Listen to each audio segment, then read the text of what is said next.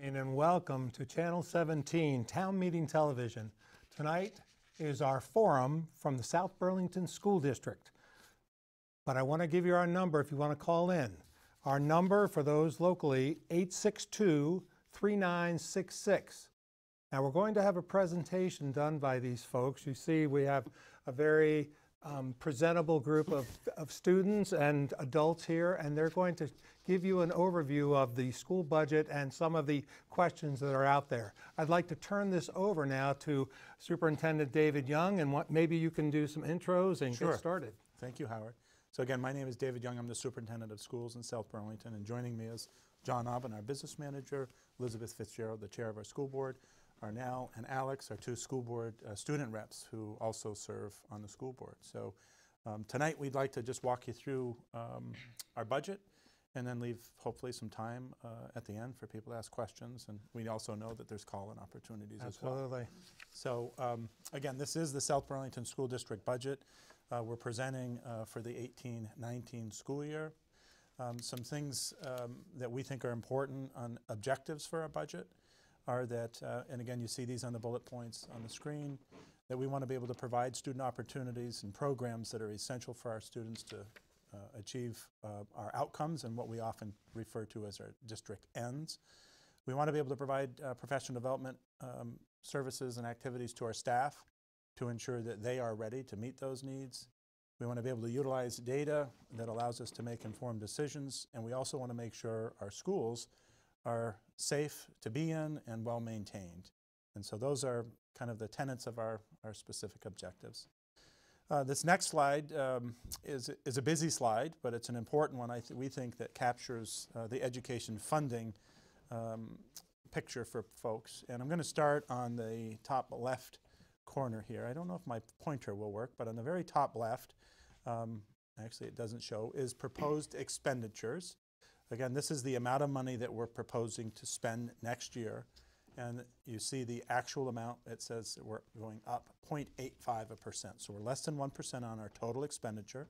The middle one is the estimated revenue. This is what comes into us from students who come to us from other locations. Our island students in Georgia. The next box, and again, that's up just a fraction. The next is set by the state, and this is what we call our property yield. And this is down 3.13. Essentially, when that goes down, it means that local communities need to raise additional tax monies to make up that difference. And this is in part connected to the governor's conversation specific to education funding. The bottom right-hand corner is the common level of appraisal. This is amount, again, set by the state around how properties sell in your community. And so in South Burlington, it's just a slight downward change, not significant, but again, just a little bit downward. And then bottom left corner is what we call equalized pupils, and that is up 3.97%. That's a positive thing. That means growth is happening in our community of South Burlington.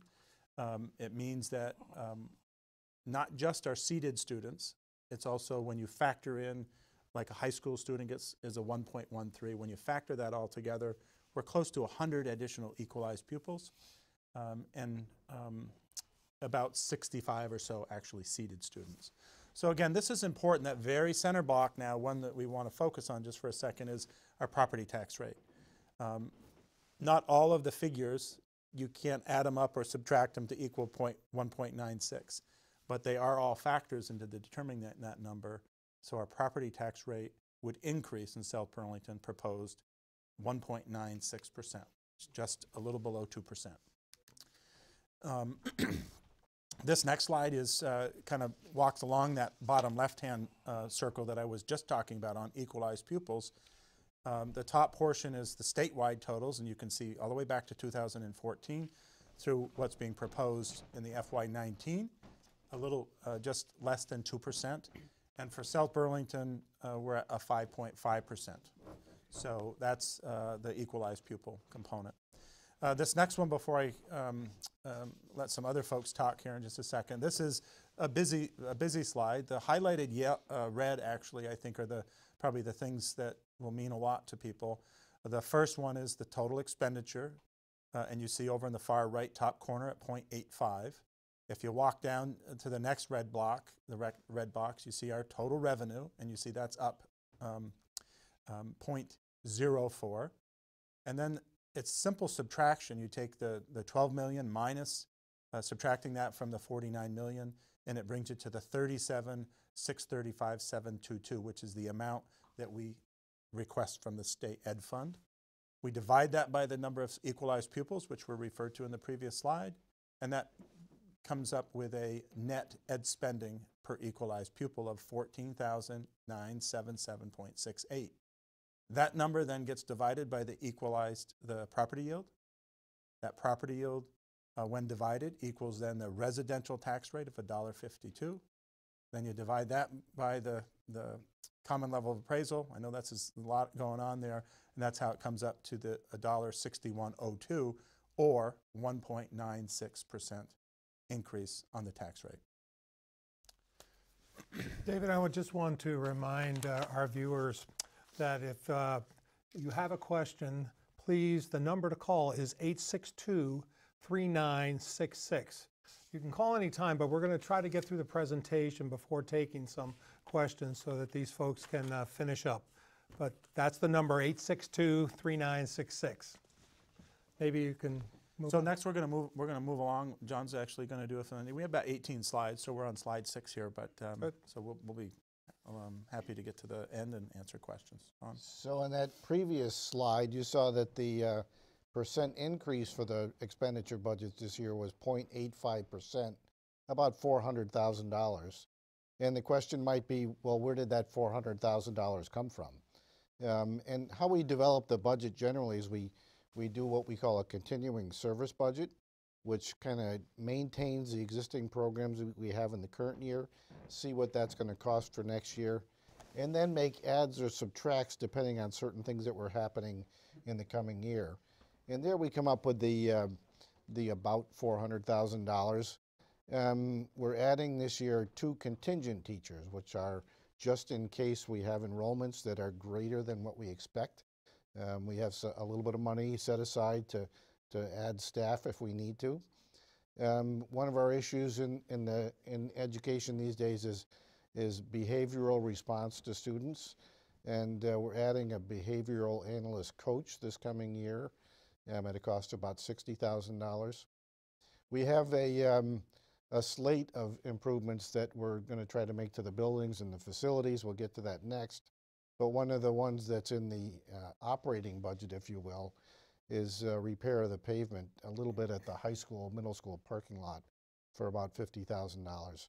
We have 2 other categories: personnel, $75,500, and other kinds of facilities work for $47,000, which brings the total to $392,000. So that's the nearly the entire increase in the budget can be identified with these handful of items.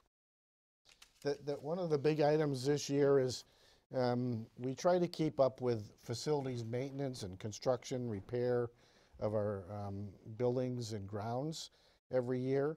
And this year we're proposing a $950,000 bond issue that will handle 15 or 20 different pieces that we think need to be made to the facilities. The biggest single piece of that is a restroom facility at the Munson Field. The field has been operating without a restroom facility since we built it, and we're trying to provide $325,000 worth of funding to build a restroom and training room there. The other big item for this coming year is a library kind of reconfiguration. You may know that the city library operated in the same space as the high school library for many years, and they moved out to another location this past year, and we'd like to reconfigure that space now that that's gone, with some new furniture and some new bookshelves and that sort of thing. So that's about $150,000. There's a whole series of other improvements that we're making, generally recurring items like refitting fire alarm panels and enunciators, doing work on the carpet and floor tile that wears out after a while, some key and lock security upgrades. those amounts make up the rest of the $950,000 bond issue. And that project, the tax impact of that project is included in the numbers that David mentioned earlier. Thank you, John. I want to spend a couple of minutes on the next few slides just talking about some of the notable budget items, and then I'll talk a little bit about the impact of this proposed budget to taxpayers. One of the key things in this particular budget is we have a reduction of about $561,000 from new health care plan implementation, and the VHI organization, which is largely responsible for benefit plans for employees and employers, introduced 4 new plans starting January of this year. Act 85, which was approved by the governor and the legislature last year, required a clawback of healthcare savings as a reduction to school districts from the general ed fund. So even net of the clawback that South Burlington needed to contribute in last year's approved budget and in this year's budget, there are savings that have been identified, largely based on utilization and premium reduction of $561,000. We also have collaborated with the city on a solar project on the landfill in South Burlington, and both the city and school are benefiting from that. So right now we've seen an expense reduction of about $20,000 in our electricity bill. As John mentioned, several of the safety and security items that we've invested in, and that totals about $258,000. We're also, we have a separate bond issue that will be on the ballot, which really is a reflection of our facility stewardship projects, and that totals $950,000. The typical run rate for facilities project, which has largely been embedded in the operating budget year over year, is about $400,000 to $500,000. So this really represents a little bit of catch-up for us, as well as a reflection of the fact that all 5 of our facilities are over 50 years old at this point and need those investments. John talked about the $150,000, which is in for the library refit at the high school. And then several years ago, the bond, with administration's recommendation, approved a capital reserve fund, and the voters approved that on the ballot. We have maintained a $300,000 balance in that budget. We haven't added anything to that, but at this point we're keeping that available for use as necessary. And the intent was to smooth out some of the highs and lows in the budget as needed, and the voters did approve that. So as far as a recap goes, if I can go to that next slide, David, thank you. We're looking at a budget that represents less than a 1% increase at the top line spend. It's 0.85%. It's a revenue increase of 0.04%. The tax rate increase is under 2%, the 1.96 that David mentioned, versus prior year. And that's primarily due to the decrease in the state set property yield. We also have had significant increase in the equalized pupils that have gone into that. Our spending, it's not on this chart, but our spending per equalized pupil is actually down 2.75%. Which is a great direction in terms of school spending in general. We have a robust population of tuition students that come to us from the islands in Fairfax and Georgia that really bring a lot of value to our student population and allow us to leverage our overhead and our staffing as well. So the impact of all of the numbers we've discussed so far, which from a taxpayer standpoint is critical, is a really about $71 increase to the tax bill on an average condo in South Burlington, and about $104 increase on an average home in South Burlington. Income sensitivity, which a fairly significant portion of our community participates in, has actually declined from 2.72% to 2.53%. And although we have received most information from the state on variables that are controlled, those are subject to approval still by the legislature based on the demands that schools are going to come to in terms of general ed fund, which we've seen some initial favorable trending on. If I can shift to the next slide, I just wanted to present kind of a 10-year history of tax rates and budget requests in South Burlington. And I would highlight in this, these numbers do reflect the fact that we've embedded facility stewardship or capital improvement into all, or actually most of these items up until this year. Districts and supervisory unions all do this a little bit differently, but that run rate has been embedded, and those are for assets that typically last 10 to 20 years. So we think the bond that we're presenting to voters this year really reflects a more accurate accounting of investments that have asset lifetimes of longer than that, 10 to 20 years. So what you see here is spending increases that average over 10 years, 2.66%, and tax rate increases averaging 1.83%. And again, you can see some movement over the year, pluses or minuses, and David covered a lot of the variables that go into that. I think, David, you're going to move on to the enrollment piece. So again, this is just a snippet of some of our core staff. And so this slide represents our 5 schools and has a total on the bottom. So you see the 17-18 enrollment numbers, and you can see, we obviously talked about that increasing. And then the core staff, 117.17, and then our current enrollment projected for 18-19 is 2498, again representing an increase. And then our core staff currently planned is 116.67, slight down. Now that said, as John mentioned earlier, there are 2 contingent teachers currently in the budget, and they may need to be deployed. If they get deployed and are needed at any one of those schools, then obviously that core staff number would increase by that number. Again, this just indicates, I think, to the community that we're being responsive to the resources that are needed at the time when our enrollments are, what we'll say, are steady or slightly increasing. Let me just remind our callers, because we have a couple more presenters. If you have some questions for this panel, the number is 862-3966. Now, guys, don't be nervous. It's just a dialogue here, but who wants to go first? I will, actually. So Alex, let me just say, I mean, it's great having, we have school board reps on our school board, and they have been very active and involved in conversation and recommendations. What we have is some student outcomes, and this is, again, district-wide, and they want to share a little bit about those student outcomes. So, Alex. Absolutely.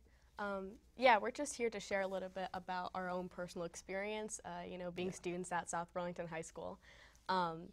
First of all, I would say that South Burlington High School provides a variety of amazing programs, including classes, but also programs that provide different learning opportunities for students. One of which that I'm most familiar with is the Big Picture program. I've been a part of Big Picture for 2 years. It's a school within South Burlington High School where students can really reach their full learning potential by taking advantage of their own learning and schedules. And by doing this and participating in this program, I've been able to pursue a variety of different opportunities so that I can really learn to the best of my ability. One of these things includes my involvement with extracurriculars. I am the founder of the Gender and Sexuality Alliance Club at South Burlington High School, and going through Big Picture allowed me the time to really dedicate a lot of effort into running this club, and so that's been a really great opportunity for me. I also pursued a dual enrollment class at UVM. Last year I took a film and television studies class, and I'm taking a gender, sexuality, and women's studies class. So again, with Big Picture and structuring my own learning, I was able to pursue these amazing opportunities that I think in a lot of different situations I might not have. I've also been accepted into UVM, and I've been pursuing the post-secondary planning and attending colleges after high school. And I know that South Burlington High School really provides a lot of support when it comes to searching for colleges and going through that pretty stressful process. And you can definitely see that reflected in our graduation rates and in the rates of students that pursue post-secondary education. You're going to speak more towards the academic side of things. Yes, I mean, as far as the academic stuff, I mean, I think it's really important, from a student perspective, just understanding that South Burlington is always top in the state as far as results go for SBACs and kneecaps, and that goes beyond the high school and in the middle school as well. And for me personally, what I really appreciate about this school is, Alex talked about the extracurriculars and how she has dual enrollments. I've taken a lot of the honors programs and how they've prepared me for the APs, and I look at our school and how they offer a variety of different classes, and that's really special because other schools might not do that. And I know the teachers at our school have been above and beyond to help us. I know this year I've just picked my classes for my final year, and that's obviously kind of, exciting and stressful. And I know the teachers have been super helpful with, like class taking like honors American studies, how it's prepared me for AP English literature and those kinds of things. And, the juniors and seniors at our school that I get to know really well are doing super well, and I think that's really important to understand and maintain, because our school is doing really well and students are really happy here. So yeah. So Alex and Arnell, both of you came from elementary and our middle school, and maybe just a little snippet about where you came, what elementary school, and some of that experience. Yeah, I personally came from Chamberlain Elementary School, and I know that school is really fun. I love that experience, and honestly though, that school prepared me a lot for middle school, because of like simple things like opening a locker and things like that. I've just had a really steady support system helping me get through education, helping me for post-secondary plans, and it's been really fun. Yeah, I went to Orchard Elementary School, and absolutely seconding what you said. Yeah. I had a really great establishment for my education and my learning. My teachers always supported me, and I remember having it also, just like in high school, having great opportunities to really establish my learning and to grow as a person and gaining a variety of different skills. So yeah, it was a really great childhood because of the school system that I was in. David, I wanted to, great job, you guys. That's fantastic. So I wanted to ask about your process for developing budgets, because I know in South Burlington, based on moderating presentations in the past, you guys have a very extensive timeline, and you try to include a lot of people. Maybe viewers would like to know a little bit about, this isn't just made up in your offices here. You really have a process. Right. So I think it's important to know that, first of all, our school board, is an important player to that. Again, they're kind of the eyes and ears of the community, and so providing me some direction around what they think is important. And again, I think as Elizabeth pointed out in our kind of tax rate history, our increases, we've been responsible. So there's some absolute direction that comes from the school board. We've also had a citizen budget advisory group that John and I have been part of, and that's been running for quite a good number of years. They also provide another component of that. And then I would say that the hard work happens between the administrators within the 5 schools in the central office. It capitalizes on the information that we know we need to be looking at and improving, so our student data. It looks at requirements that we need to be mindful of around the state, or whether it's proficiency-based or our personalized learning plans. So all of that kind of factors into that to come up with a budget. At the same time, I would say that in some ways we're always trying to figure out what the state funding mechanism will be. And when the yield significantly changes, that may drive us to a different place in what we need to do, because obviously we need to be sensitive to that tax rate increase. And so if those metrics change a lot, then we're going to need to be able to be adjustable to an appropriate tax rate. So we'd love to see, education funding a little bit more predictable in the future, but we've been a district that's been very, I think, mindful of the impact to our taxpayers, and making sure they get, again, as you heard from the students, what are the outcomes and the things that we want to make sure our students in our community get. Nice. Again, if you would like to call, we do have a number, and we don't have any calls yet, but I'm hoping we get at least one. The number is 862-3966, and you're welcome to call and ask these folks any questions. But if for some reason you see this on a replay and you have questions, they can always call. Absolutely. We anytime our website, and this next page that I have on here, you can go to our website and you can get information about making a contact. There's available information on our website. School board members are there as well. The other paper, as it says, is a great place. A city website, our annual report card's on there, and this last one on there is the vsba.org. There's a nice informative video.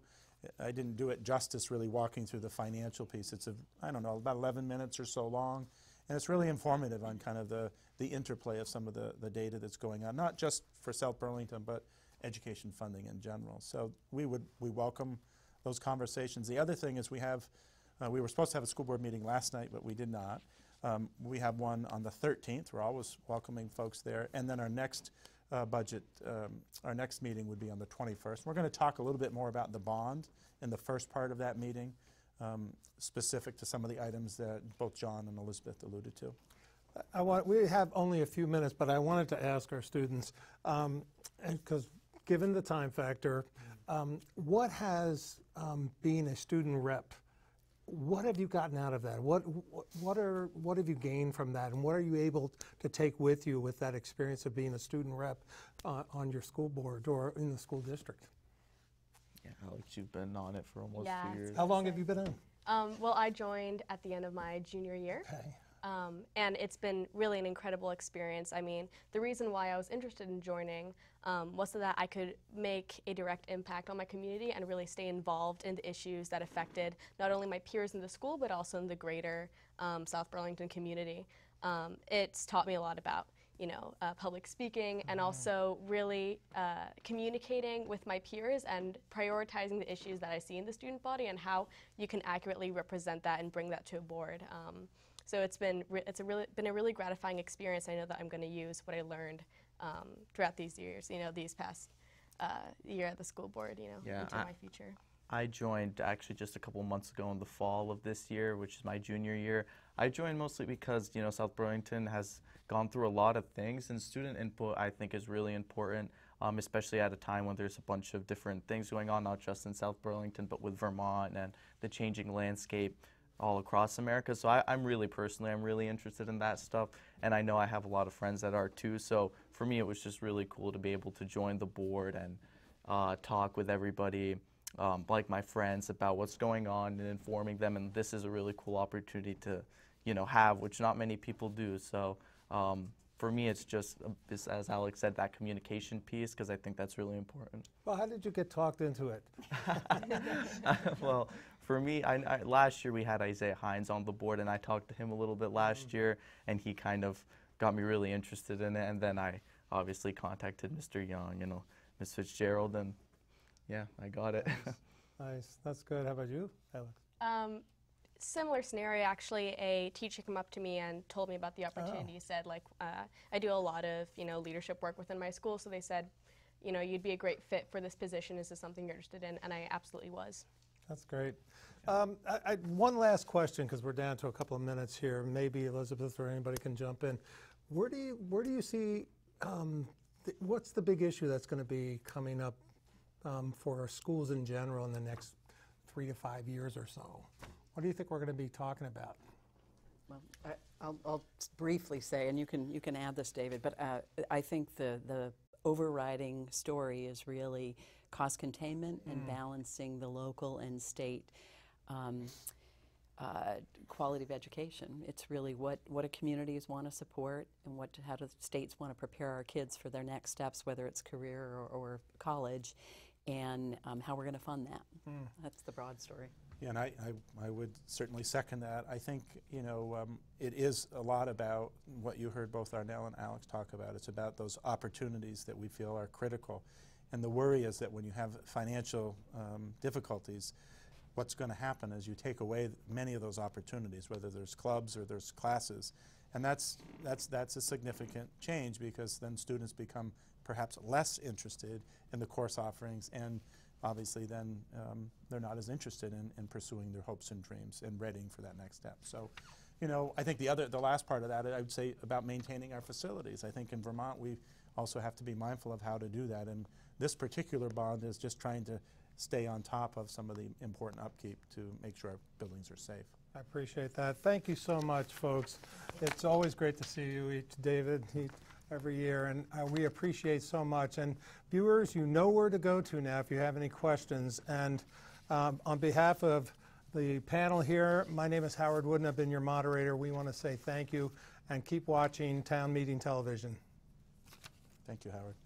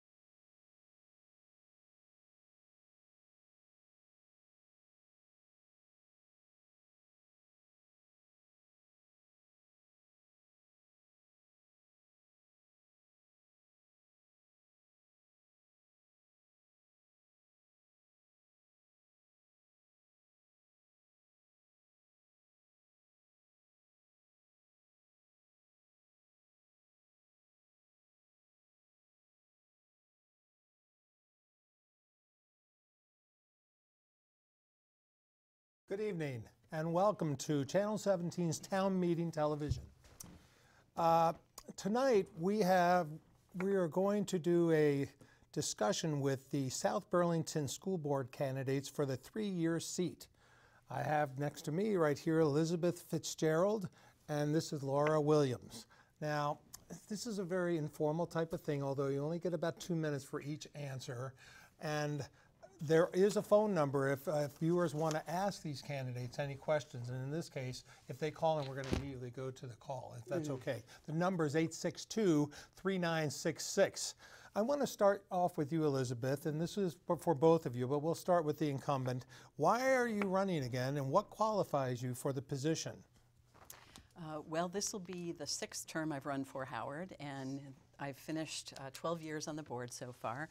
I'm running primarily because I've benefited from an education, and I believe access to a solid education is critical to current generation and future generations. I've served as the board chair for several of the years that I've been on the board, and I've served on a number of subcommittees and gone through a lot of board training. But the issues that are facing public education right now in terms of funding of education, as well as what local communities and what the state will support in terms of quality education, I think really will benefit from some continuity on the board. And I think South Burlington residents can benefit from both the institutional memory I bring to the role as a board member, as well as the students in our district. So I'm interested in continuing that service. So Laura, the same question. Have you been on the board before, or is this your first time? No, this would be my first time. Okay. So, and I want to be on the board because I really believe strongly in public education, and I'm a teacher, so I definitely understand the profession, and I'm a taxpayer, community member, and I'm a parent of 2 children, one of whom is in junior at the high school and one of whom graduated last year. So I'm looking forward to being involved in my community and really building community, building that spirit. There's been the relationship between the Teachers Association and the school board has been a little rocky the past few years, and also sometimes with the community. So I'm looking to bridge relationships, build community. Well, why don't we talk? Elizabeth was on for the budget presentation. Laura, what is your feeling about the budget, as well as the the proposed bond? What are your thoughts on that? I have looked at the budget. I will support the budget March 6th, and I've looked at the bond, and I have a student who's a 3-sport athlete. Plus she went through Orchard, Tuttle, and the high school. So I've sat through many a band concert, chorus, play, you name it. And I've been to many games at that field. And I believe that the actual structures of all of these buildings need some care and attention, and so I would definitely support that. And right now in Munson Field, there are only 2 porta potties, and I'm just going to go out on a limb and say it's really not sufficient. I definitely support the bond. And Elizabeth, obviously, in the last presentation, maybe you wanted to reinforce your position on the budget as well as the bond. Yeah, obviously I do support the budget. Again, we're looking at kind of a top line increase of less than 1% and a tax rate increase of less than 2%.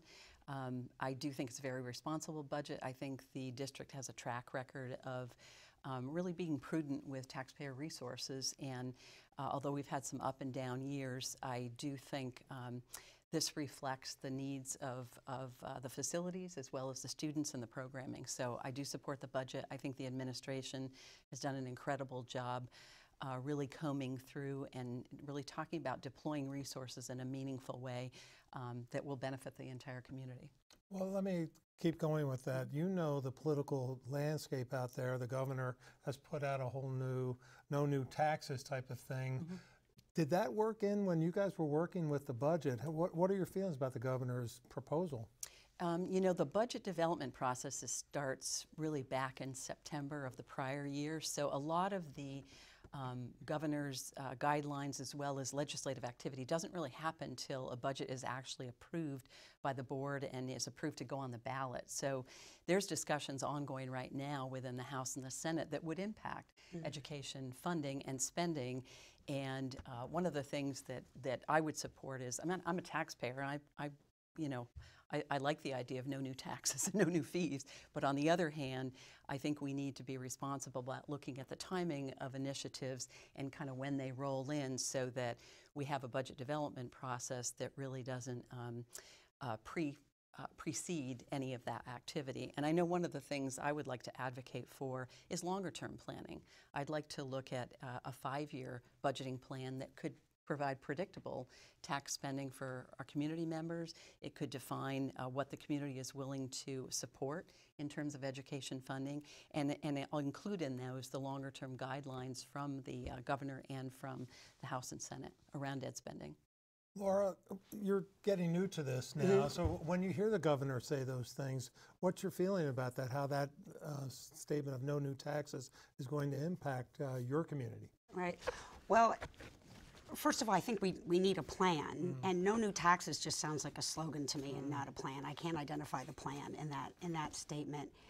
And the other thing is with the governor, he seems to come in at the 11th and a half hour when hours and hours of work goes into a budget, starting months, in beginning of the year. So right now, I would agree with Elizabeth. I would really look forward to sitting down with legislators and the government and having some substantive conversations about how we do this. How do we get creative? How do we have a new revenue stream? We need to think differently. Because to me, just no new taxes is, sure, everybody loves that. I don't know what that means. So I would like some specifics on what he means. And in terms of things like the things that you can't control, things like healthcare and those costs, and what would you bring to the table if you got elected in trying to contain costs in those things? What, you mean healthcare? Yeah. Well, yeah, that's a great question. I know that teachers are some of the healthiest people around, and that I don't really think that they use their health care really quite wisely. And I think, we probably need to get a little bit creative. I don't have all the answers, but it is something that I have thought a great deal about, and it's something that I would really look forward to speaking, diving a little bit deeper into this issue, so we can actually get some real answers, because it is a concern for all of us. I am a taxpayer, and I am also a teacher, and I'm also a parent, so I come at this from all three perspectives, and I've thought about this a lot. So yeah, I would just bring my willingness to learn, and I agree we need to make some changes, and I would like to be a part of my voice in that change. Elizabeth, what do you think? Well, specific to healthcare, one of the areas that I also volunteered for was to serve on the board of VHI, which is the Vermont Education Healthcare Initiative. And some of the things that have been done on that board, which does have Vermont NEA representation, is really the launching of 4 new plans. And that is an additional plan to past plans, which includes a parent-child option, which is a reduced premium for those folks that can take advantage of that plan. In addition, it's offered HRA and HSA, which are tax-advantaged health savings opportunities that are either supported by the employer and or the employee. And the HSA option is one that becomes an employee-owned asset that they can take with them regardless of their employment status with a district or supervisory union. So there have been some specific activities done within that nonprofit group that really has the mission of offering cost-competitive quality benefits in general to the education pool within the state of Vermont. So those are some specific examples where I have personally taken an interest and volunteered to work on those things that can generate some cost savings. And obviously there's a lot of work to be done in terms of the ed funding formula itself, but that's where our board really has taken a leadership role in working with our legislators and kind of supporting or at least providing some guidance around those things that might help that. So looking at the big picture of the district itself, and South Burlington's had issues in the paper this last year and various things, but let's put those aside and just say what are the big issues right now that are facing South Burlington School District, and then Laura will hear what your thoughts on it. But Elizabeth?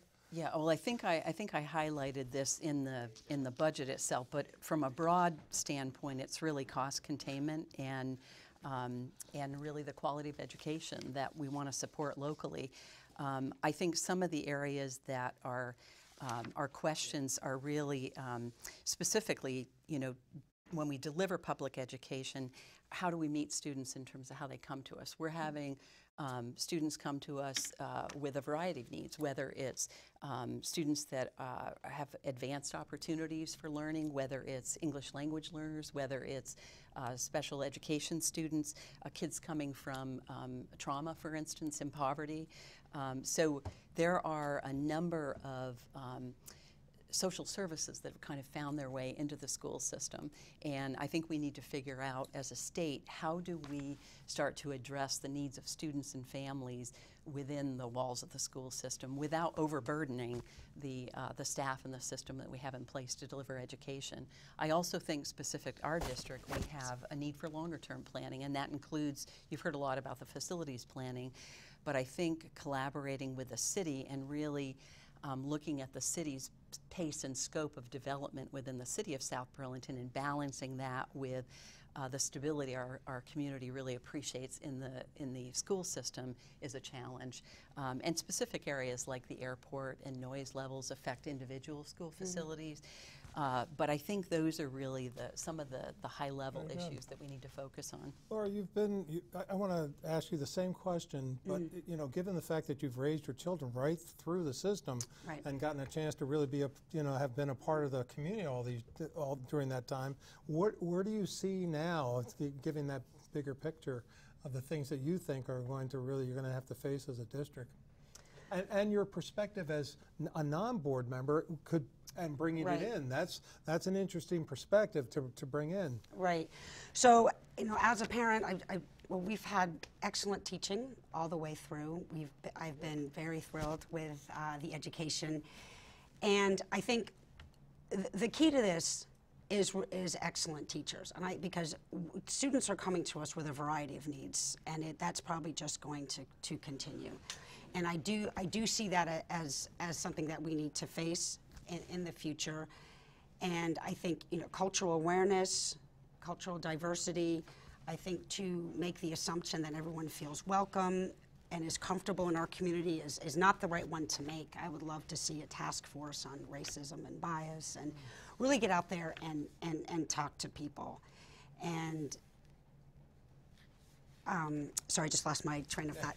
And so, just because we have, say, for example, a small community of color here, LGBT kids, I think I really would love to have a community forum where we talk to people. I would love to have, a big potluck once a semester where we bring all families together.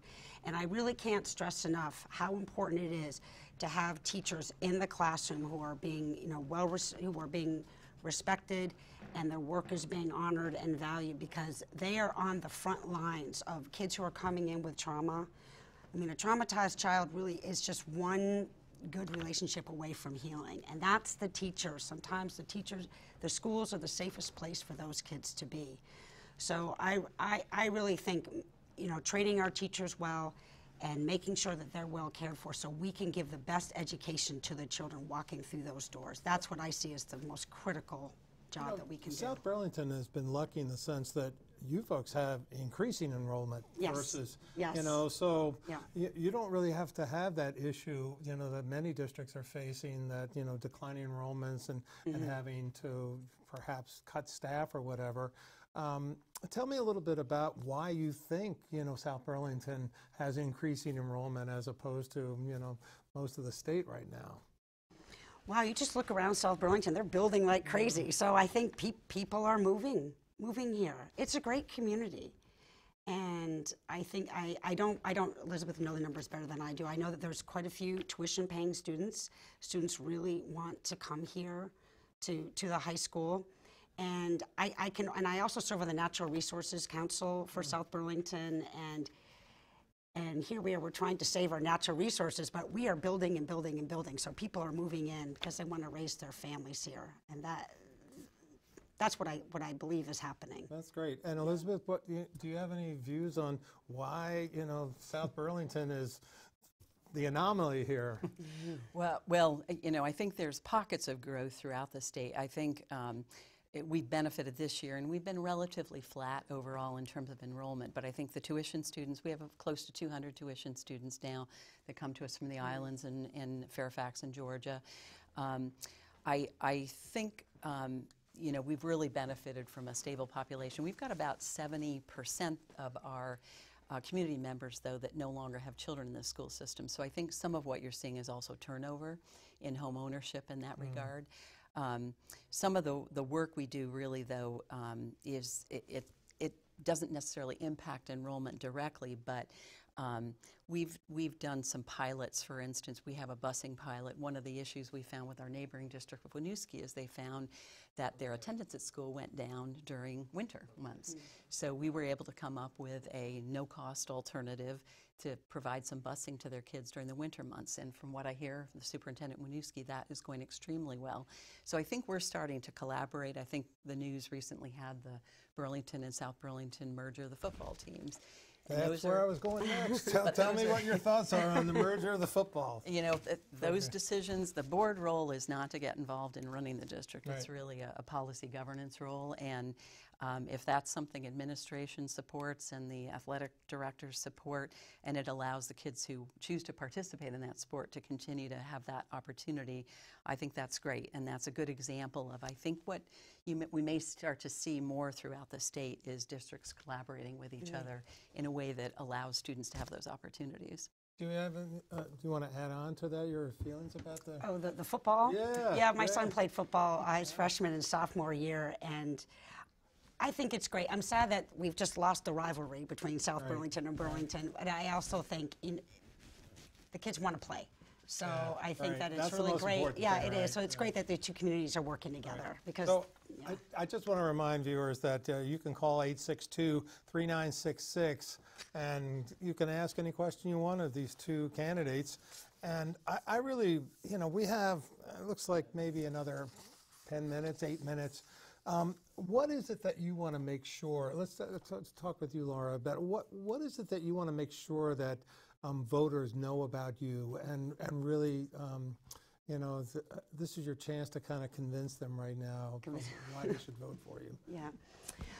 Well, I'll just give a brief history. I'm from Rutland originally, and I went to UVM, and then I left the state, and I lived in Philadelphia, and I moved back here in 2010, and then my children have gone through. You broke the trend there, too. Broke the trend, and I came back and sent my children through 3 schools here.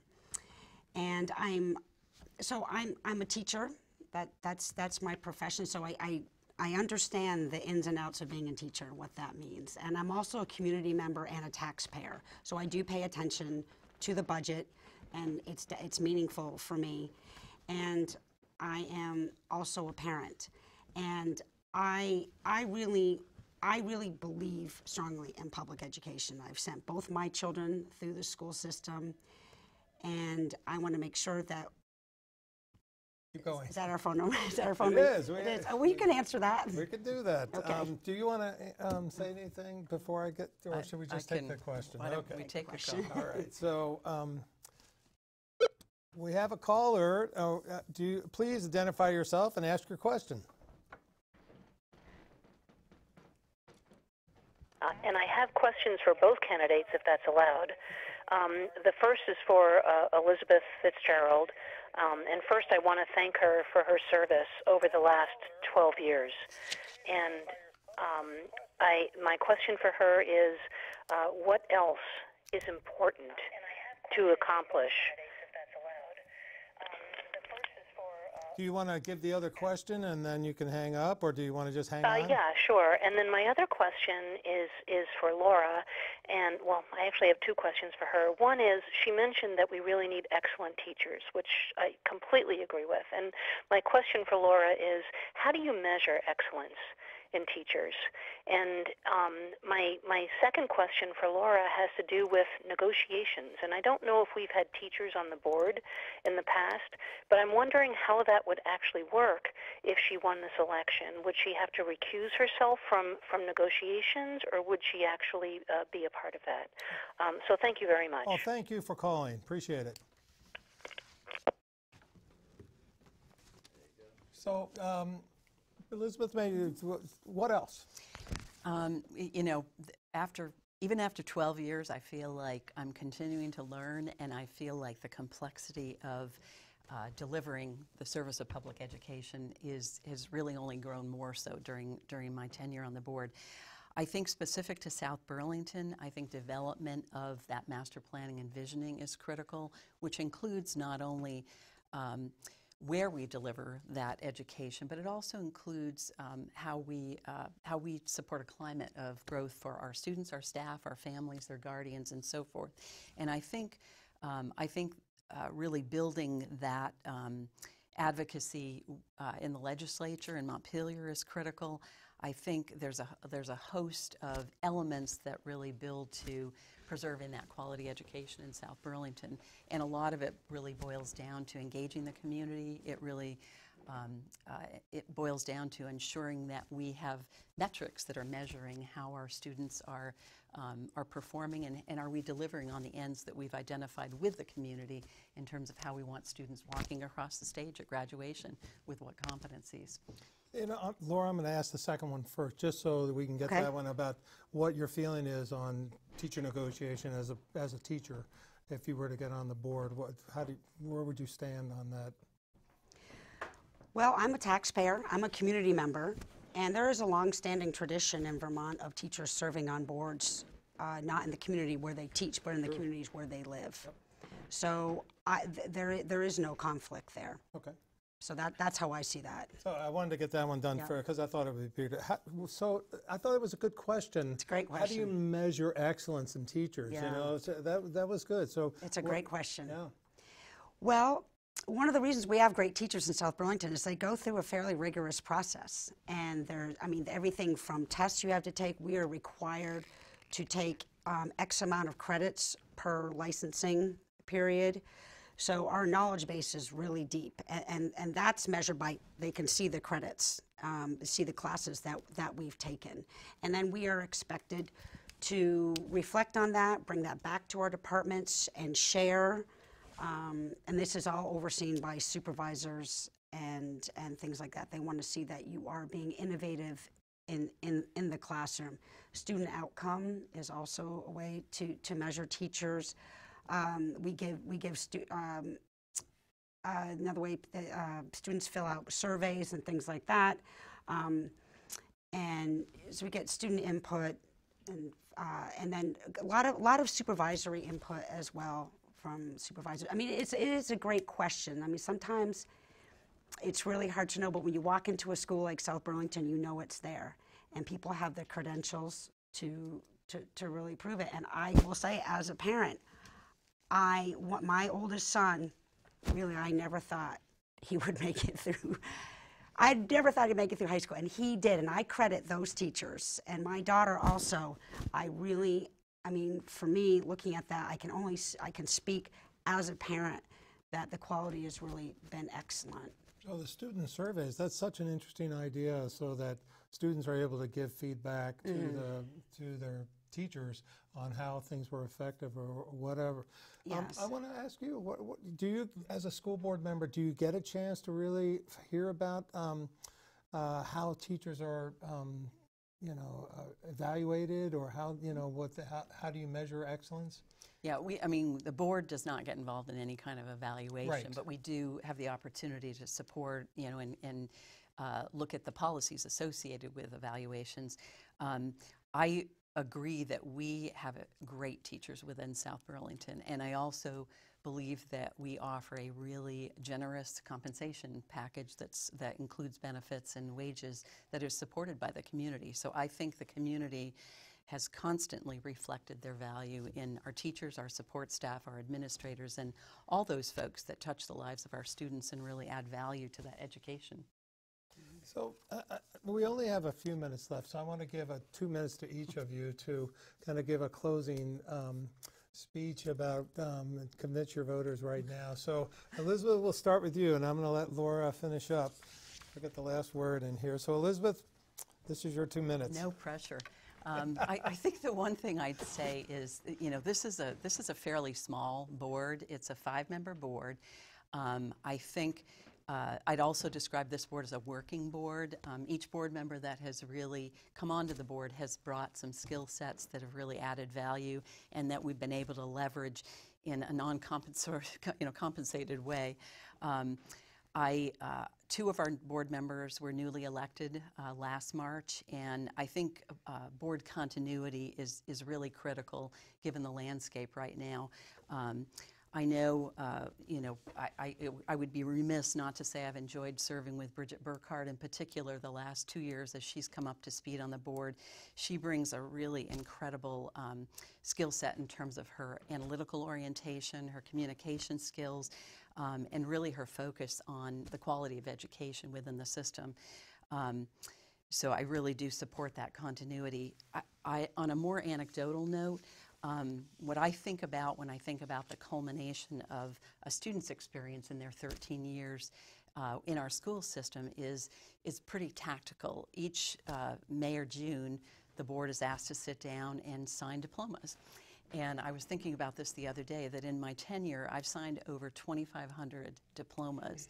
And when I do that, aside from the fact that I regret having a very long name, I read each student's name, and often I know the stories of their families and of the staff that supported them, specific teacher stories, specific courses, experience they had, whether they won a championship in sports, whether they participated on the debate team, whether they struggled with their education. And it's very gratifying to get to that point and realize the community involvement and investment that went on for those students and the people that affected their lives. So I look forward to just continuing to be able to sign those diplomas. Laura, what do you think? Well, first of all, thank you to Elizabeth. I know that this is a really complicated and time-consuming job, and I do thank you. Yeah, it is. And it's a really important job. Important decisions get made. And as my child moves out of the system, and I would love to have a voice in continuing this tradition of excellence in South Burlington. And I would just reiterate, I think I was talking about this before the caller called, and that, yeah, I do believe in public education. I believe strongly in it, and I definitely want this to continue in South Burlington. And as I said, I'm a parent, I'm a community member, I bring all types of perspectives to this that would make me a strong candidate. And I also want to work on building relationships among, between the school board and the Education Association. I think that's really important at this point, because I want South Burlington to be in the news for the great things that happen in our schools, for the athletics, the arts, big picture. I know Arnell and Alex, who were beautifully well spoken about all of their achievements, and that's why I want South Burlington to be in the newspapers for the excellence of the students that I was going to say we teach, but I don't, but they teach. Well, I want to thank both of you. This has been a great discussion, and I don't think South Burlington is going to be at all worried about this position. So I want to thank our viewers. You can find this again at Channel 17 Town Meeting Television. I want to give a plug for Town Meeting Television. Come here all the time to get your information about the upcoming elections. And again, I want to thank you, and best of luck to both of you. Yeah. Thanks. Thank you very much. You're welcome. Yeah, thank you. Thank you.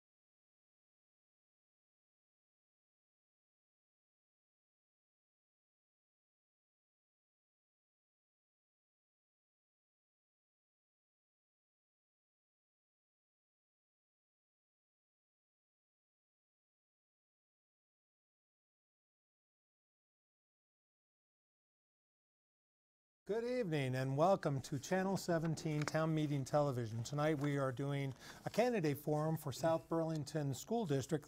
This is a two-year position, and I'm pleased to introduce our incumbent, make sure I say it's Bridget Burkhardt, right? That's right. And this is Tyler Samler and Mike Rossi here, and I'm going to give each one of them 2 minutes to kind of give an intro about themselves and why they want to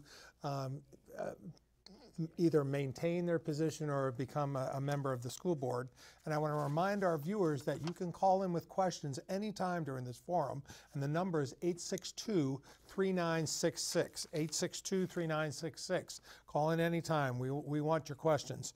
I always start with the incumbent, Bridget, so why don't you tell the viewers exactly why you want to continue on the board? I'll start with a little bit about why I ran for the board originally, just to refresh everyone's memory maybe from 2 years ago. There were three main reasons really why I ran for the board. One, I thought that I had skills and a background that would be helpful to the district in some way. I have a BA and an MBA, and I started off my career in finance in New York, and did finance in New York and in London, and then transitioned from mainstream finance into mission-driven finance, where it was sort of finance with a purpose, using some of those finance skills to raise money for organizations that were helping to build assets and wealth for people in less developed countries.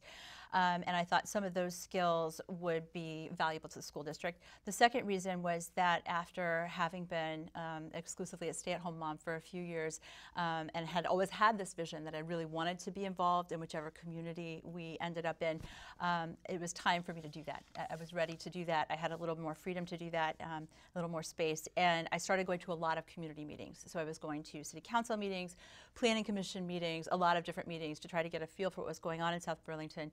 And the meetings really resonated, and where I found that my passion really lay was with the school board. And there happened to be a position opening.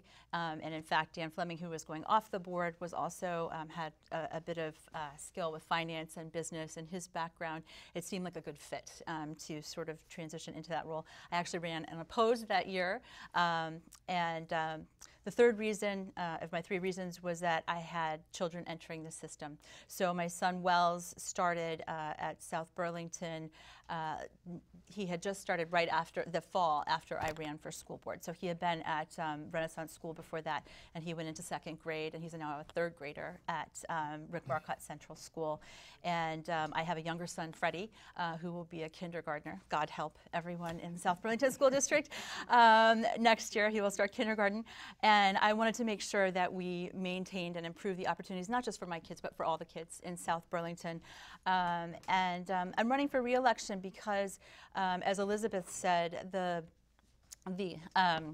learning curve is incredibly steep for a school board member. There are a lot of different aspects that you have to learn about employee relationships, finance, all kinds of things about running a district. And after 2 years, I really just feel like I'm learning enough to really be valuable to the district. Great. Well, Tyler, what do you think? We're all curious. Well, I'm a teacher. I'm a special educator in Burlington at the Integrated Arts Academy.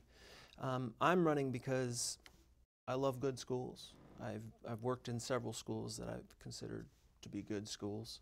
I'm a taxpayer in South Burlington and always had a sort of drive to be civically engaged at a higher level, and I think that this would be a good opportunity to join the board, as well as bring some perspective to the board of sort of the other side of things. I think that administrative bodies sort of, there's a void of knowledge from the other side that it would be nice to have on a board. Nice. Mike? I could probably come at this from a different perspective. I've been a resident in South Burlington for about 40 years, and I've witnessed this community just evolve and change. And I've kind of sat back on the sidelines for most of that time, being involved in different situations, not so much on the school board and the community. But over the last few years, I've kind of watched things kind of go the wrong direction, in my opinion. I thought the whole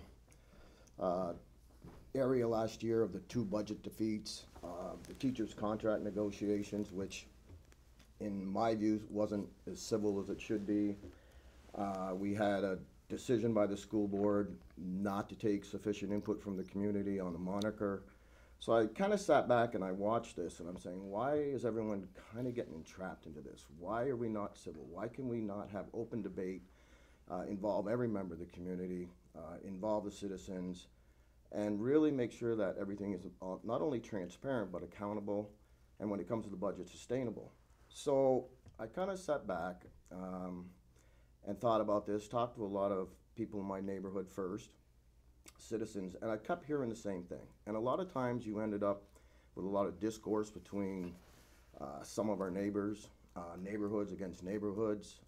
Are you for education, anti-education? If you question too much, all of a sudden it became, wow, you're anti-education. I go, no, I'm just questioning the school board. I'm questioning the budget.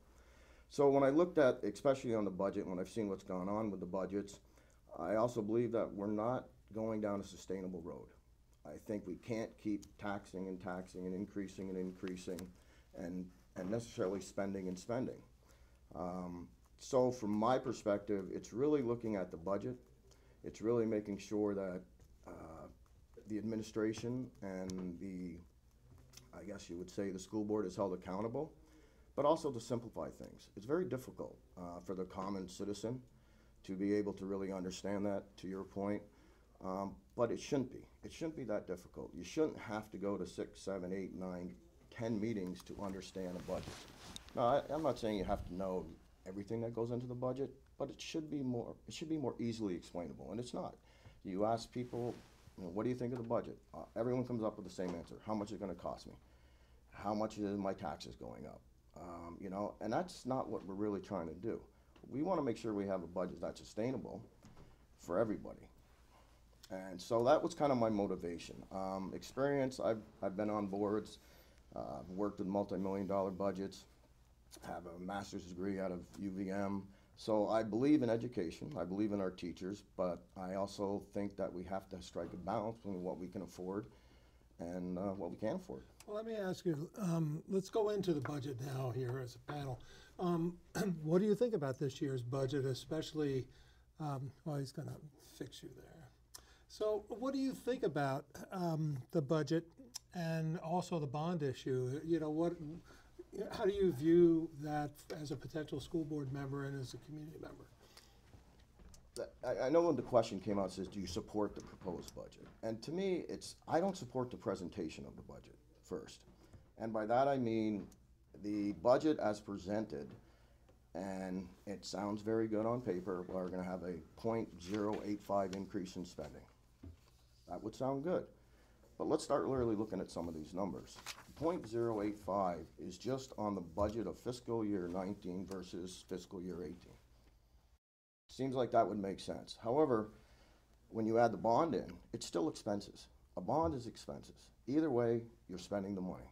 So you add $950,000 to this expense that we're going to spend, and you get up to 2.6. So our expenses are really 2.6% higher, not 0.085% higher. And I think some of that is where this maybe lack of confidence in the community to the school board is how things are presented. If you then dig a little deeper and you look at the spending, now these are the projections that were put out. The fiscal year spending for 2018 is going to come in, according to the numbers, 3.5% below budget. That's a great job. But then why aren't we comparing that budget to what we spend? If we're going to go to fiscal 19, what did we spend in 18? You take that number and you're up to 6.6%. So in some ways, we are going to spend 6.6% more money in 2019 than we did in 2018, not 0.085. So the budget itself, we could sit here all day, talk about line items, etc. But I think we have to make sure that we tell the community what we're actually doing. Good. What do you think, Tyler? I support the budget as it's proposed. I think that the current board did a pretty good job on that. I support the bond proposal. I don't think we can kick the issue of buildings and just upkeep of our buildings. Can't kick that can down the road. So I think we have to act on that. And I think that's clever way to do it. I do think that the real savings in our financial situation will come about from what's going on in the classrooms. I think that that's really how we, and, you know, I can touch base on that in another question, but I think that thinking about money, but not talking about how our classrooms are delivering instruction doesn't really work. So I want to come back to that a little bit. What do you think, Bridget? I obviously, You're obviously on the board. I obviously was one of the unanimous approval of the budget this year. I think that David and the administration and all the staff, as well as the Citizens Budget Advisory Group, did an excellent job this year. It was a really tough year, given what the district went through last year, to balance wanting to maintain the quality and, in some cases, add some new initiatives that we really feel are necessary, with keeping that tax rate as low as we possibly can. And I think that they did a really great job of balancing those objectives. I would focus more on the fact that our per equalized pupil spending is down 2.75% this year, and that is mainly we're level and actually increasing in the number of students, and yet our budget is very close to what it was last year. And I would also say that part of your other question was, you know, do I support the contingent staff position? Absolutely. I think keeping class sizes within reason in the elementary schools is very important to get those kids a good basis, to make sure that they still love learning when they get out of elementary school and they've had a good experience. And I was one of the board members who really supported putting that contingent position there. And with regard to the bond, it's a struggle for me to put it in layperson terms sometimes, coming from a finance background, but it's a basic principle of finance that you fund assets with funding that is similar in term. And these assets that we're talking about funding are assets that the community is going to use to help deliver education for the next 20 years, and in some cases longer than that. So I think that this bond is very prudent. I think that putting everything through the operating budget basically charges today's taxpayers for things that are going to be used by future taxpayers and their children, and to spread it out evenly is a good principle. And I think that we as a district are very careful with our long-term stewardship plan, and to step away from that because we're concerned about budget issues in a given year would not be prudent down the road. An example is if you don't do a roof, for example, not that roofs are really in here, but if you don't do a specific project in a given year, it can lead to a bigger expense down the road. And I think that the administration has been very careful at looking at those. Can I ask, with Mike's issues of presentation, does the board, do you hear that critique sometimes from the community? And what is it? How do you respond to that? We do, and I feel like we're working on it. I would love more specifics as to what the community would like to see. We feel like we're being as transparent as we can. I think John Aubin this year, for example, has done some great work in terms of, he wrote a 2.5-page memo about what equalized pupils means. You know, it's a number that we get from the state that's based on data that we provide to the state that tells us basically how many pupils weighted for things like English language learners and whether they're high school or elementary school students. That number comes from the state, and he did a 2.5-page memo about how that's calculated and how we get to the tax rate. And I feel like we've been very open and very transparent. We last year, during the budget sort of crisis, if you will, as we were trying to get the budget passed, even as a board, stepped up and started doing a lot of communication, you know, element by element of the budget. So there's really nothing that we're trying to hide. We're doing our very best, and we would love more input from the community on how we can be more transparent. I think that's his point, is that in some way, you know, it does seem complicated to, you know, the outsider or even to the average citizen. I mean, I think that's what Mike is trying to get across, is that can the board it's complicated from your end because the state's throwing you a lot of numbers and various things that go with it. So it's challenging, and I will say that Elizabeth and I met with the South Burlington Business Association, which is a group of business leaders in South Burlington, because they wanted to know more about how education funding worked. And it was a struggle even for folks that do business every day to understand this. Some of the complication, maybe from our communication, some of it is just that state funding of education is complicated. It takes a while to understand it, and it does take, unfortunately, going to some meetings, reading some of the things that we're putting out in order to understand it. We're trying to make it as simple as we possibly can. Mike, before I ask for your response, I want to remind our viewers that you can call in questions. You can tell we're kind of lively here. 862-3966. We'd love to get somebody to call in and give us some questions. Mike, how do you respond to that? Well, I think a couple points. When you look at the budgets, and I agree, we have to take care of our facilities, and our facilities should be funded through a CapEx program, or you can call it what you want, but we call it a CapEx program on the boards we have, where you're putting money away year after year after year. This has not been funded, and it's not funded again this year. It's a zero balance. When you don't put money away, you end up having to take a bond to take care of things. When I look at the bond, you know, you got I think it's $375,000 for Munson Field. That would be something that I could agree you could put into a bond. $3,000 for key locks? Why is that not routine maintenance? Why haven't we been planning better in the past? So I think when I look at that bond and I look at the items, and I know the superintendent in one of the videos that I watched said he didn't, I think by attorney they didn't have to reveal what was going into the bond. I'm glad that they did. That type of transparency makes it easier for people to understand where's this money going to go. But when you look at where this money is going, you got $5,000 for carpet and tile, but in the budget we have $35,000 for carpet and tile in the same building. We got locks. We have things that really should have been planned better in the past. And to just say now, oh, we're going to have this bond go out, and I'm not saying they just made the decision, I'm sure it was well thought out, but that's not good planning. So we're paying for things over 20 years that really we shouldn't have to do. And then Bridget brings up equalized per pupil spending. I actually read that. It is very, very, very descriptive, but it's again a very difficult read. This kid is weighted one way, another child's weighted this way, you bring it all together, you come up with that number. But again, out in the community, they're not looking at it like that. They are very confused what equalized per pupil spending is, per pupil cost, and then what we're bringing for the taxpayers. So what we're actually spending. So you can look at that three different ways. You can take the $49 million divided by 2,400 and change of students we have.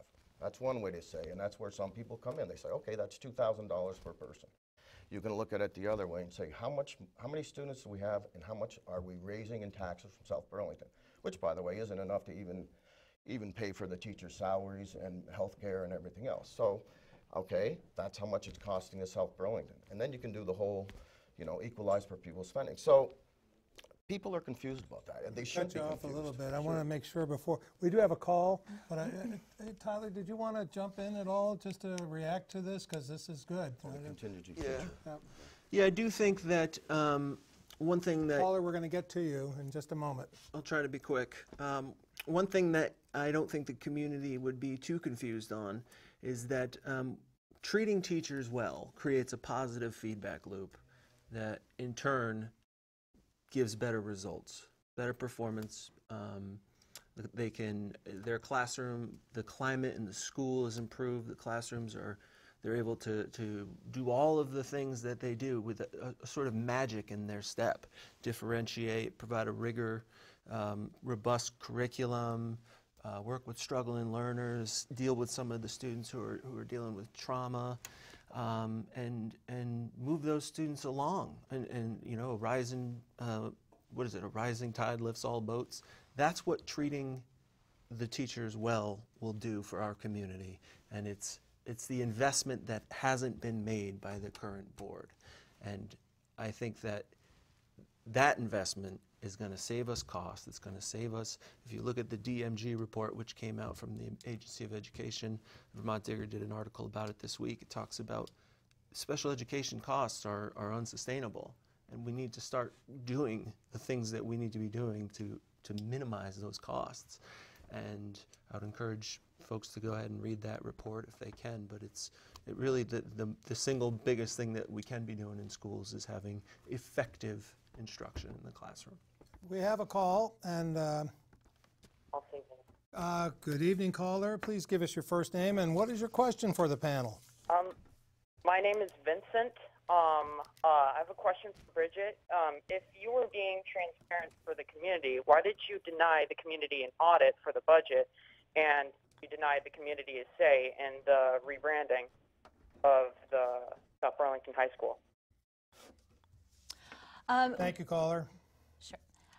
With respect to an audit, I am not sure that we were specifically requested by the community to do an audit. The school district budget is heavily audited by both state and federal auditors every year. I mean, down to the line item.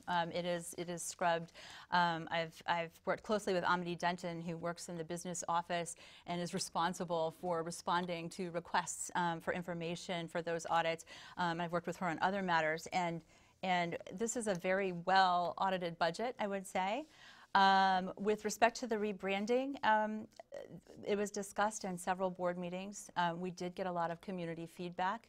The rebranding, we felt, the administration gave us the recommendation that the rebranding was what was right in order to build community, especially within the high school. We have a very changing high school, and we felt that based on what we were hearing from the administration and what we were hearing from both sides of the community, we had to make a very tough choice.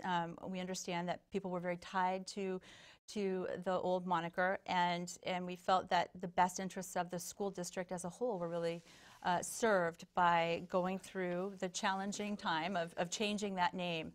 And we felt that we did give the community a say through the normal channels, through board meetings and their ability to reach out to us. Tyler, do you have any reaction to the caller's question about, the rebranding issues? I don't have a comment on that. Okay. Mike? Not so much on the rebranding, but the process again. I will stick to the process and accountability. I didn't go to South Burlington. I went to Rice. We went through that when we had the Little Indians to the Green Knights for not even close to the same type of reasons, but it made sense. Personally speaking, Rebels, Wolves, the name itself, I'm not emotionally attached to any of it. I understood the argument. I think the argument to change the name was valid. I think every student should feel safe. I think every student should feel welcome. I think every parent should be proud that they go to South Burlington. Where I had a problem, and I wrote, and this was published in the Free Press, and I did write to the board, is the process. You did have 700 plus residents, taxpayers, ask the school board to at least discuss the issue in a forum. There was a motion made. It wasn't brought up. So there's a difference between listening and acting.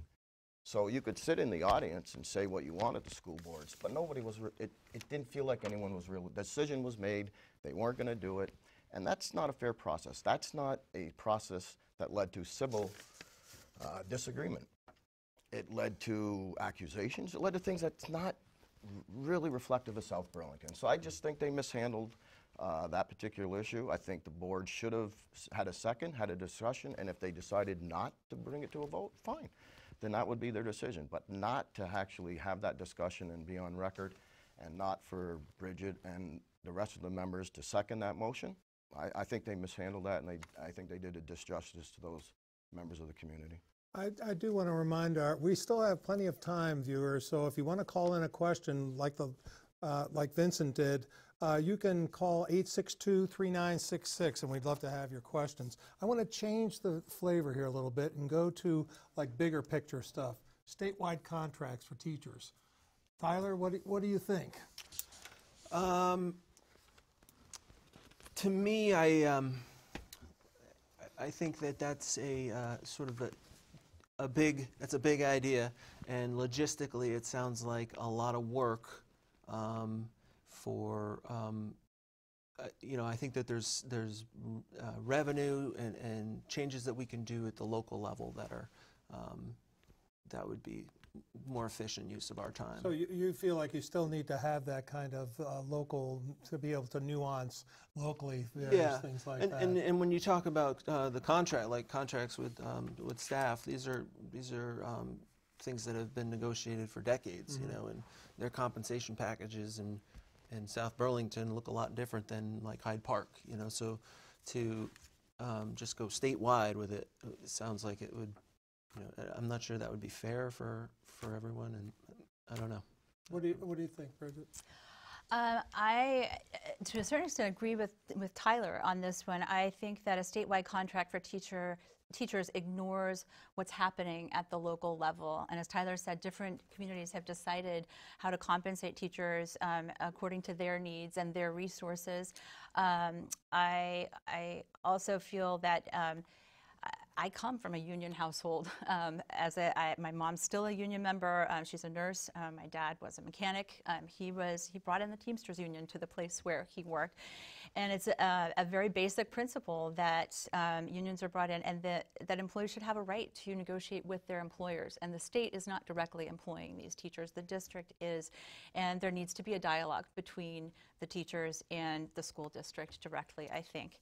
And there's just a one-size-fits-all approach for the varying districts. Our district is so different than a tiny rural district in the Northeast Kingdom, say, and they're different from their neighbors. And I just don't think that a statewide contract would be appropriate, nor would it solve the problems I think that we would be trying to solve with a statewide contract. What do you think? Well, I think two different points. I think in regards to a healthcare statewide contract, I think that should be looked at. I think really four points. Number one, is it cost effective? By putting the teachers, administrators into one big pool, there may be a way to save money, that may have better negotiations and better health care. I also believe that in a state contract, if we were to look at that, we can't deviate too far from what we've already promised our teachers. I don't think the teachers should be penalized in South Burlington if they decide, if we decide to go to a statewide contract for health care, because this is something that we promised them. We have contract with our teachers. Thirdly, I think if there is a cost savings, that the cost savings is reflected back to South Burlington, and then hopefully to the South Burlington taxpayer.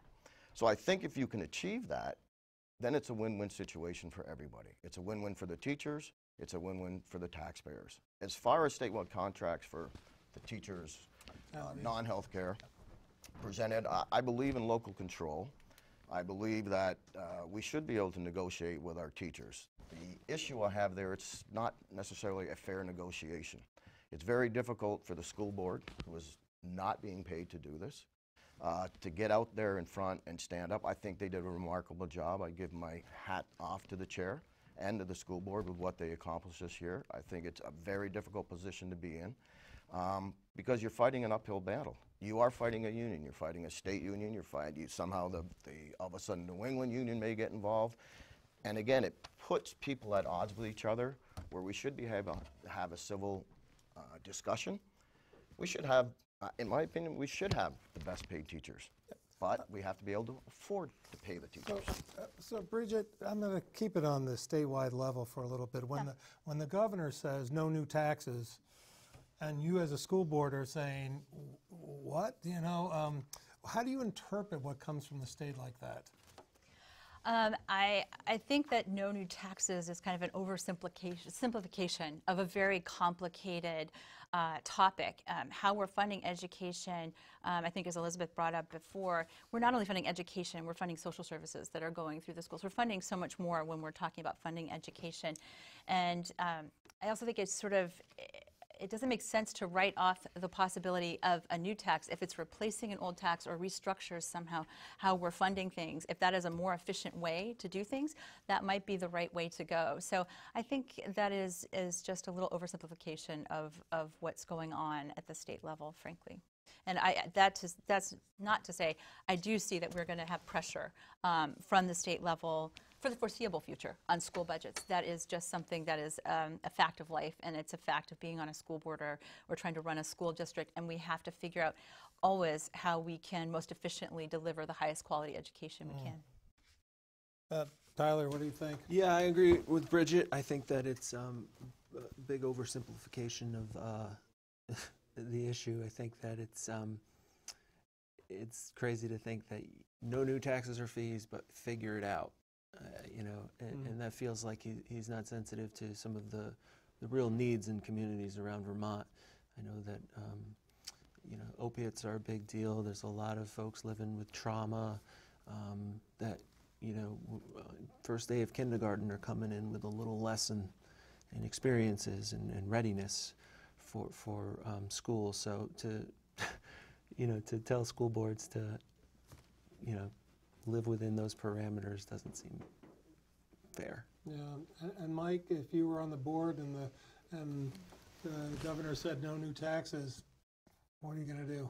Well, the governor did say. He did. He did say this, and I think it's a nice statement.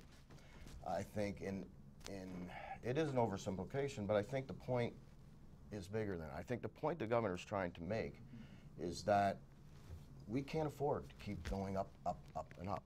And there's got to come a point where we just have to look at what we have and make do. So I think his point was to challenge the school boards, challenge municipalities, challenge the citizens, challenge everybody that, you know what, we can't afford to keep charging more and charging more and charging more. Now, would I support that? No, because number one, I think, and this was a surprise to me, even though it's probably not a surprise to anyone here, is that South Burlington is a receiving town. I think the perception of South Burlington is we can afford everything, and we can't. We can't afford everything. So as a receiving town, from what I understand, even if there was level funding, we would be okay. But the question is, down the road, what happens? We have to be able to take care of our facilities, take care of the teachers, take care of these buildings, take care of the buildings and grounds. I don't know how many of you have been into the Tuttle Gym. For instance, my daughter plays on the basketball team. I travel around the communities. I don't want to say it's embarrassing, but it almost is. I mean, you can't put the parents in, you can't put the kids in, you can't have their peers watch their kids play basketball because there's no room. You go to almost every other school and go to Williston, go to Browns River, and you have areas and better gyms and better facilities. So does it sound great? Sure. Do I think it's probably feasible? No. But I think putting that out says, hey, there's going to come a time where we hit that ceiling, and let's start thinking about it now. I want to remind our viewers that you can call 862-3966, and we're expecting another call, so we've only had one so far, so let's get another one in. I want to ask kind of a general question about where everyone thinks we're going in education right now. What are going to be the issues that South Burlington will face in the next 3 to 10 years, whatever it is? Tyler, I'd like to start with you. If you can kind of just, what's your vision? What do you think is going to happen? I think great things are going to happen in South Burlington. Good. Yeah. What do you think? Oh, you want me to expand on that? Yeah. I think that we are going to have a rebirth of communication and rebuilding relationships with our teachers and our board members and folks in the community who are frustrated about some of the communication and some of the challenges that we faced. I think we're going to be able to close the achievement gap for some of our more marginalized populations, and we're going to remain that shining beacon on the hill. The achievement gap thing, how do you envision those types of things happening? Well, I think South Burlington has great teachers, but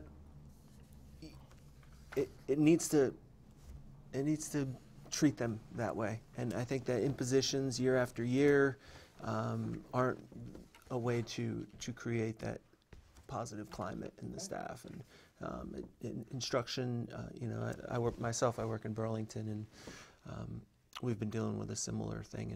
And South Burlington doesn't have a toxic climate, and I think that that's great. But those things can lead that direction if they continue. Your vision of the future, as a school board member, what do you think you're going to face in the next 5 years? I think it's changing. The community's changing. I think as a school board and as a school board member, I think making sure that we have the best people in place. I'm not going to be an expert on education. I'm on what exactly is best for this student or best for that student. I don't think that's my role. I think we have to make sure we give the teachers the tools to do that. I don't want to be the person that sits on the board and calls a teacher up and says, "Well, oh boy, our math scores are bad. You must not be a good teacher." That's not our role. Our role is to make sure we give them the opportunity, the tools, the resources to do that. I think South Burlington community treats their teachers very well.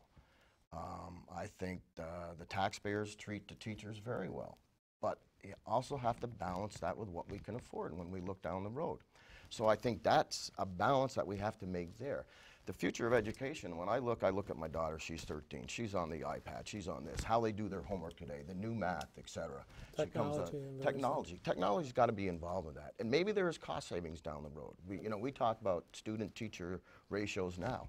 With all this technology, maybe we can put 25 kids into a classroom with one teacher, and they all have their different, either their iPads or I don't want to promote anything in particular.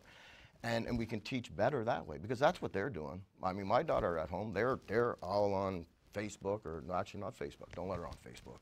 But, doing their homework, back and forth, where they're getting it. So I think we have to, it's fiscal, and we have to be able to balance that. Everybody would like to give them everything. Yeah.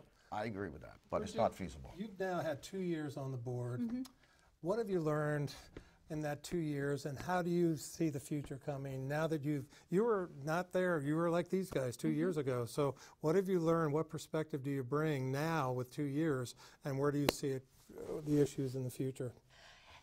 All of our energy and resources in South Burlington, really, I look at it all in the framework of our ends. And just to refresh everyone's memories, just at the top of our policies are the ends, what we're trying to achieve for the students of South Burlington. 1, a disposition for lifelong learning. 2, academic proficiency, obviously. 3, personal development. And 4, citizenship.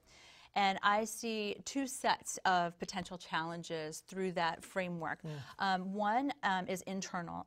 We have had continuing challenges with ends metrics. Are we meeting those ends? Are we achieving what we set out to achieve? How to measure those things? How to measure those things, because some of them are kind of hard to measure. They sound good, but how do you Exactly. prove it?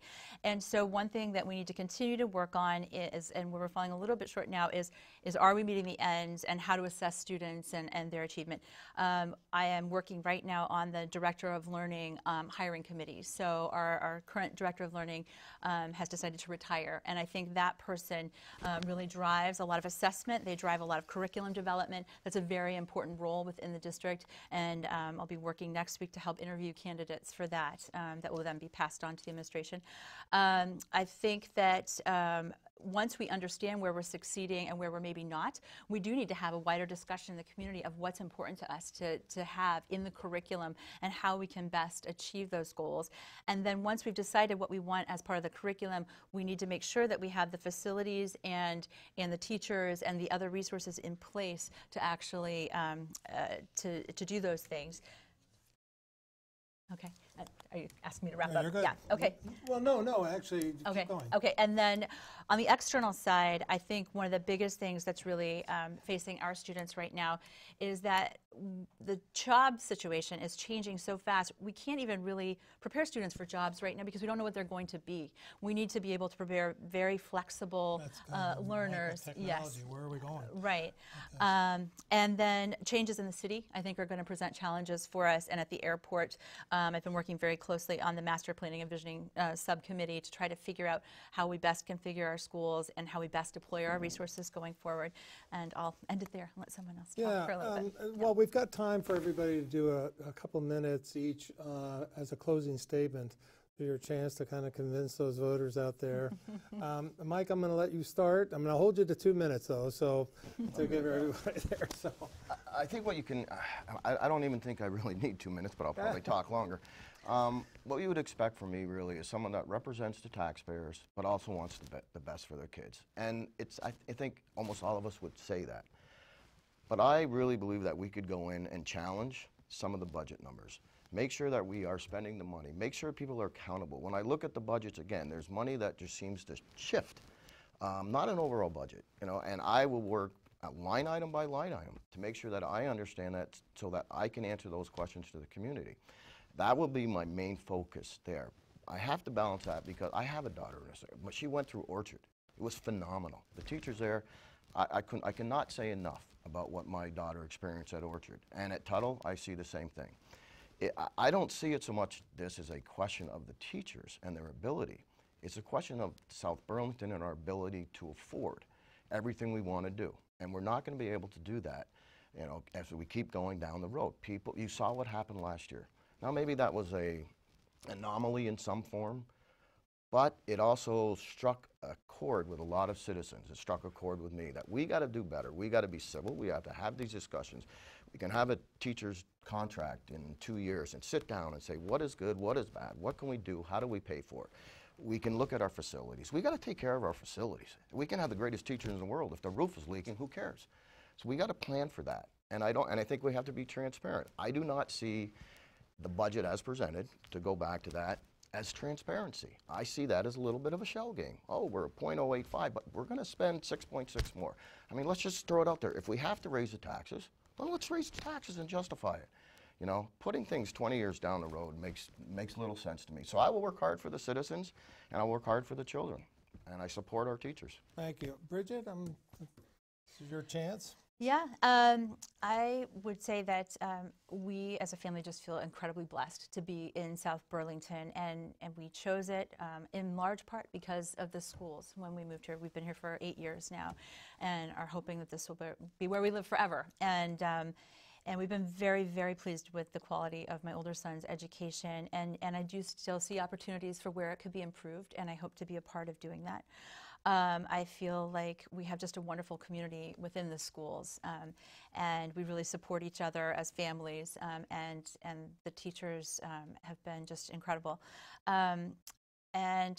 With regard to some of the challenges that we're seeing, I, like Elizabeth, would advocate that we would continue to work with the state to see if we can get some longer-term guidance from them, as opposed to every year everything shifting and not knowing what the state factors are going to be in our budget, because I think that creates a lot of the confusion and a lot of the feeling in the community that we're not being transparent.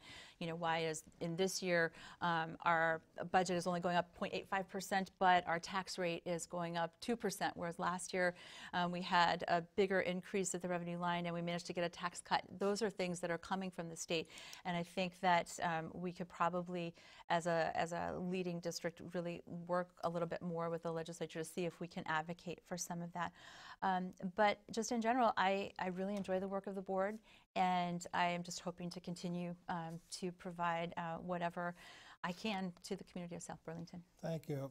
Tyler, you get the last word. Oh, thank you. I do want to thank Bridget for her service on the board, and Elizabeth as well. I think that the board has done a good job with budgets in particular. I think that the board is an echo chamber, and there's a lot of things that are happening so far above what's happening on the ground in the schools. And I think that shows in the repeated impositions, a strike a few years ago, that teachers are feeling like they're not getting their needs met. They're being told, your opinion doesn't matter. Your part of this conversation doesn't matter anymore. These are your working conditions. And the wages, the increases that the union asked for were modest, reasonable wage increases. So I think that the lack of respect with the people on the front lines who are delivering day in and day out phenomenal academic programming is a concern for me, and I'd like to see that change. And I think my presence on the board would give one teacher voice to add to the mix, and that's why I'm running. Well, I want to thank all three of you. I think the bravest thing people can do right now is to run for office locally or whatever. I think this is what we need, is people who want to engage in the process of having a voice and making a difference. And all three of you are just great. I really appreciate this. It's been a great discussion. And I also want to remind our viewers that Channel 17 is not only available on Channel 17, but you can also find us on the web. You can find us just by Googling Town Meeting Television, and all of our forums are available there. You can go back and listen again or see the ones that you've missed. And I want to thank all three of you for being here tonight. I wish you all good luck. I know that South Burlington is going to be well served by anyone that runs, because you guys have the right place. So thank you, viewers, and please stay tuned to Channel 17 for future election forums. Appreciate it.